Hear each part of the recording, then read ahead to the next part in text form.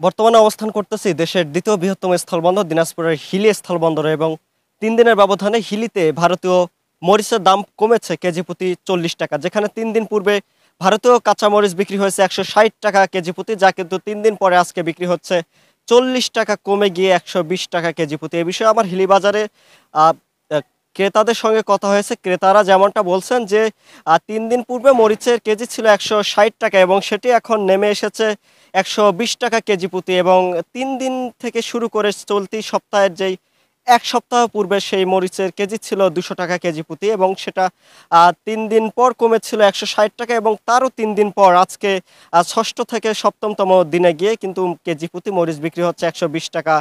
KG দরে। ক্রেতারা বলছেন যে ভারী বর্ষণের ফলে এই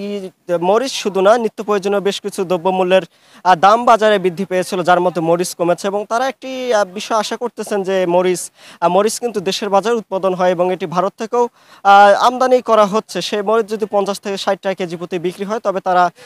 বেশ সন্তুষ্ট বোধ করবেন বলে আমাকে জানিয়েছেন। এবং আমার আমদানিকারক প্রতিষ্ঠানের সাথেও কথা হয়েছে, আমার হিলিবানের জলে থেকে শাহাবুলের সাথে কথা হয়েছে। শাহাবুল বলেছেন যে ভারত থেকে এখন মরিচ বেশ ভালোই আমদানি হচ্ছে, এবং তিনি আমাকে যেমনটি জানিয়েছেন যে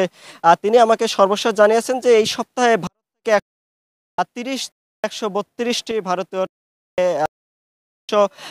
113 থেকে ভারতীয় ট্রাকে 130 থেকে 132 মেট্রিক টন কিন্তু ভারতীয় মরিচ এই স্থলপথে হিল স্থল বন্দরে আমদানি হয়েছে, এবং কেজি প্রতি 40 টাকা কমে গিয়ে 120 টাকা কেজি প্রতি বিক্রি হচ্ছে। জুবাইর হুসাইন, সময়, হিলি।